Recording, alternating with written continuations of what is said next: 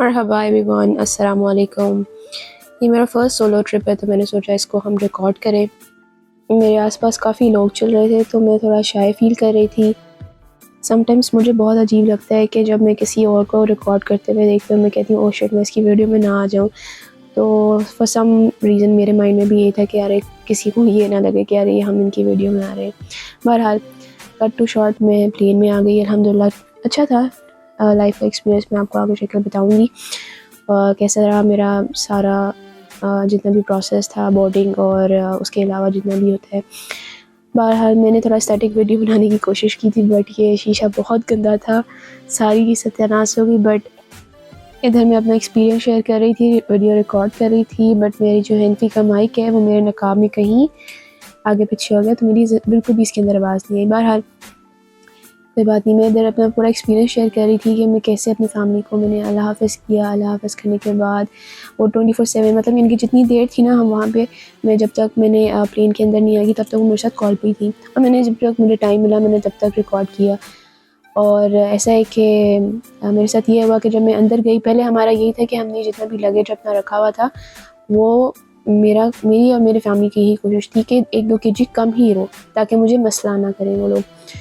अब मैं गई हूँ, मैंने अपना वेट करवाया है। वज़न करवाने के बाद उन्होंने कहा जी आपका जो हैंड कैरी है ना वो भी रखें। आई वाज़ वेरी शॉक क्योंकि आज तक कभी भी हैंड कैरी में जो आपका जो फीमेल का जो आमतौर पर बैग होता है उनको कभी भी वेट मशीन पे नहीं रखते, बट उन्होंने मुझसे वो भी रखवाया। अब उसके अंदर थी बुक्स।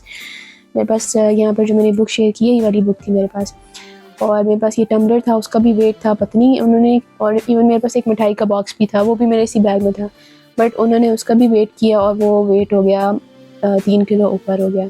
तो ही वाज़ लाइक कि आप मुझे पैसे आपको पे करना पड़ेगा। तो आई वाज़ वेरी शॉक कि ऐसा हो ही नहीं सकता, हम तो बड़ा अच्छा वेट करके आए हैं। वो बिल्कुल पीक टाइम था, बहुत शॉर्ट टाइम था उनका, था कि अभी आपकी फ़्लाइट होने वाली है, आपको जल्दी जल्दी करना पड़ेगा। वो बहुत ना मुझे पैनिक कर रहे थे। बहरहाल वहाँ पर एक और अंकल थे, उनका भी इसी तरह का कोई मसला हो गया था और इवन उनका तो कुछ ज़्यादा ही वेट था ना, बट मुझे तो इतना श्योर था ना कि मेरा तो वेट नहीं है इतना, क्योंकि हमारा तो मतलब ऐसे खाला जी का वार्ड है, हम तो डेली बेसिस का आना जाना है, तो हमारा तो कोई मसला ही नहीं होगा और हमने तो वेट भी कम रखा है, हम तो फुल ऐसे कॉन्फिडेंट होके कर रहे हैं काम। लेकिन उन्होंने फिर भी वो चालाकी ये दिखाई। हो सकता है कि मेरी बॉडी लैंग्वेज ने ये बता दिया उनको कि मेरा फर्स्ट सोलो ट्रिप है, तो उन्होंने मुझे उधर पैनिक कर दिया मुझे। तो मैंने कहा कि अब, उन्होंने कहा 9,000 दें, बहुत ज़्यादा पैसे उन्होंने बोल दिए। मैंने कहा ऐसे तो नहीं हो सकता। खैर जितने उस टाइम मेरे पास थे मैंने कहा रफ़ा दफ़ा करते हैं, जैसे भी बस निकाल दें किसी तरह। उन्होंने कर दिया। उसके बाद मैं बहुत खुश, मैंने कहा अरे वाह इतने पैसों में निकाल दिया, चलो सही है, बिल्कुल ज़बरदस्त हो गया। मैंने टाइम वेस्ट किए बगैर मैं वेटिंग एरिया में चली गई। उसके बाद मैंने सोचा मैं कुछ खा पी लेती हूँ। वहाँ पे जितने भी कैफ़ेटेरियाज़ थे उसमें बेयरली 1 या 2 कैफ़ेटेरियाज़ खुले हुए थे, वो भी चाय वाले, चाय या कॉफ़ी के थे। खैर मैं किसी एक जगह पे स्पॉट पे बैठी और वो बिल्कुल साथ में मेरे शॉप थी जो कॉफ़ी दे रहे थे या चाय दे रहे थे।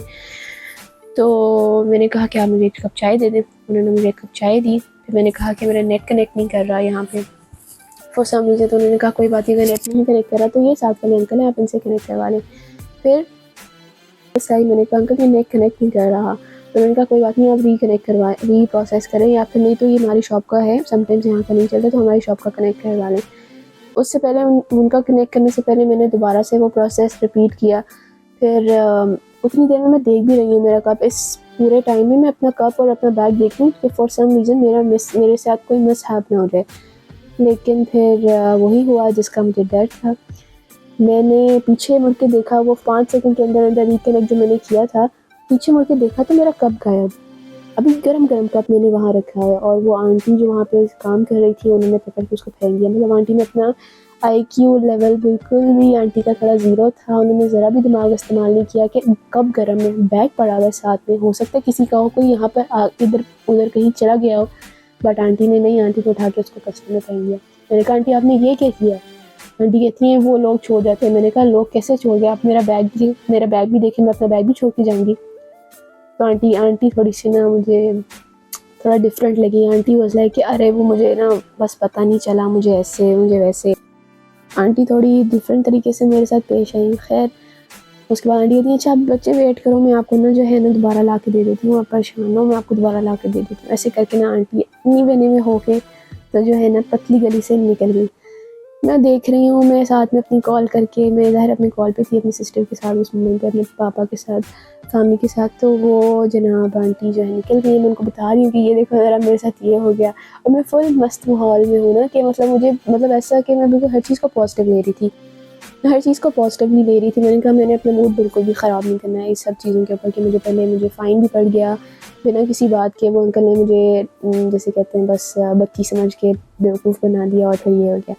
ख़ैर उसके बाद वो कॉफ़ी वाले अंकल जो थे, चाय वाले अंकल जो थे, उन्होंने देखा कि अब मेरे साथ ये मिसहैप हो गया, तो उन्होंने कहा बच्चे आप कोई बात नहीं, टेंशन नहीं है, आप ये वाला कप ले लो। उन्होंने एक बंदा मतलब यानी कि वहाँ पे जो काम करते हैं उनको बुलाया कि ये मिस को दे दें कप, और वहाँ पर एकदम से लोग इकट्ठे हो गए और वो अंकल बता रहे हैं कि ये आंटी ने गलत कर दिया, वो कप भी गर्म था, अभी भी गया है, बच्ची का बैग भी पड़ा हुआ था, तो आपको जो है वो नहीं फेंकना चाहिए था। वो बता भी रहे हैं कि वहाँ पर ना लोग एकदम से इकट्ठे हो गए, वो अंकल स्टोरी बताना शुरू हो गए सबको कि आंटी ने इस तरह फेंक दिया उनका कप, ऐसे वैसे, ये तो अच्छी बात नहीं है, गलत है। खैर उस टाइम तक वो फिर एक अंकल आए, एक और अंकल आए वहाँ पर काम करते हुए। उन्होंने कहा आपकी मस्कत की फ़्लाइट है? मैंने कहा जी। कहते हैं चलें, आपकी टाइमिंग है फ़्लाइट का? मैंने कहा चलें। खैर उसके बाद मैं बहुत ही पॉजिटिव होके अच्छे मूड में चली गई। इस सब में बहुत अच्छी चीज़ मेरे साथ ये हुई कि मुझे एक बहुत अच्छी सीट मिली, और मेरे साथ में 2 सीटें थी, वो दोनों खाली थी। तो मैं बिल्कुल ऐसे लगा था कि मैं इस जहाज़ को ओन करती हूँ। फुल ऐसे खुला डुला माहौल लेके मैंने जो है ना अपनी ये पूरा ट्रैवल एंजॉय किया। और ये मैं साथ-साथ अपनी वीडियो बाहर की बना रही थी क्योंकि मुझे बहुत अच्छा लग रहा था, क्योंकि सुबह के टाइम ये आई गेस मेरे अभी तक के जितने भी सफ़र हुए हैं ये फर्स्ट सफ़र है जो मैंने सुबह का किया है, तो इसलिए मैंने कहा इस मोमेंट को कैप्चर करना चाहिए। और ये हमने फाइनली ओमान का जो बॉर्डर है वो क्रॉस कर लिया है, हम ओमान में एंटर हो चुके हैं और अब हम यहाँ पर लैंड करेंगे। मुझे सफ़र बहुत अच्छा लगा अल्हम्दुलिल्लाह, लेकिन जो क्रू थी ना एयरलाइन की, वो बिल्कुल भी कोऑपरेटिव नहीं थी। उनका मूड एकदम ऐसे फ्रस्ट्रेटेड हुआ था, और बिल्कुल मैंने कहा फ्रस्ट्रेट हुआ है तो हाल ही मैंने इसको भी बॉदर नहीं करना। मैंने अपना बैग उठाया जैसे ही हम लैंड हुए, और मैंने उसी टाइम फिर अपना सामान वगैरह पैक किया, और उसके बाद हम बाहर आ गए। बाहर आके मैंने कोशिश की कि अच्छी चीज़ें अच्छे तरीके से इसको रिकॉर्ड करूं, बट पता नहीं रिकॉर्ड नहीं हुई सही। मुझे काफ़ी टर्बुलेंस हो रहा है मेरे चलने में काफ़ी मेरे स्टेप्स फील हो रहे हैं, और मैं काफ़ी एनर्जेटिक थी। और मैंने कहा कि इसका अच्छा व्यू जो है इसका रिकॉर्ड किया जाए, क्योंकि इन्होंने नया एयरपोर्ट बनाया, नया डिज़ाइन किए। अभी तो है इसको काफ़ी साल हो गए डिज़ाइन हुए हुए, बट मुझे काफ़ी साल बाद ट्रैवल किए हुए टाइम हो चुका था। तो मैंने कहा कि ये एक बहुत ही मज़े का जो व्यू है ओमान इंटरनेशनल एयरपोर्ट का, मैं आप लोगों के साथ भी शेयर करूँ, मैं रिकॉर्ड करूँ।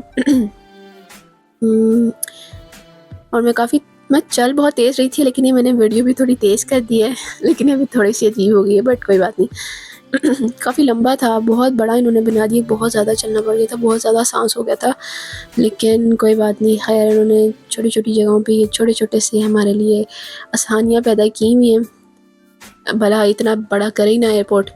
चलो खैर, बस मुझे ज़्यादा चलने में टाइम लगा, लेकिन बाकी जो पेपर प्रोसेस था हमारा वो बहुत अच्छे तरीके से ईज़िली स्मूथली कंप्लीट हो गया। और बहुत इनका जो सेटिंग, इनका जो मतलब जो जितना भी मैनेजमेंट है वो बहुत अच्छी मैनेजमेंट है। उन्होंने काफ़ी अच्छे तरीके से हर चीज़ को मैनेज किया हुआ है। मुझे ऐसा लग रहा है मैं किसी एक बहुत ही बड़े शॉपिंग मॉल में आ गई हूँ।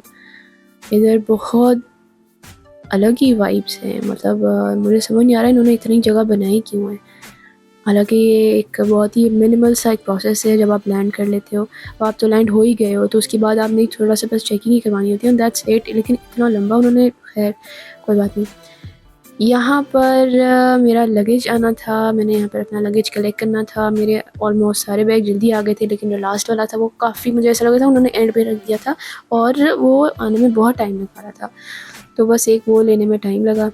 उसके अलावा मैंने जो है अपना सामान वगैरह लिया। मैंने काफ़ी वीडियो कट की है, बिकॉज़ यहाँ पे जितने भी पुलिस वाले हैं वो शुरते जो हैं वो कहते हैं कि जी नो रिकॉर्डिंग, आप रिकॉर्ड नहीं करें।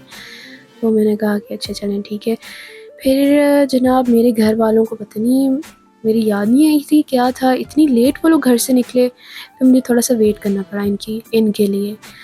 हालांकि ये लोग टाइम पे सब पहुंचते हैं, और इनका था कि अरे आप तो टाइम से पहले आ गई हैं, how is that even possible कि मैं टाइम से पहले आ गई, मेरा तो वही टाइम है, आप लोग घर लेट निकले हैं घर से। फिर फाइनली घर वाले आ गए, फिर हम फाइनली घर की तरफ रवाना हो गए और ये व्लॉग यहाँ तक ही था। इंशाल्लाह आगे के जितने भी व्लॉग्स हैं वो मैं बहुत अच्छे वाले रिकॉर्ड करूँगी और अल्लाह हाफ़िज़।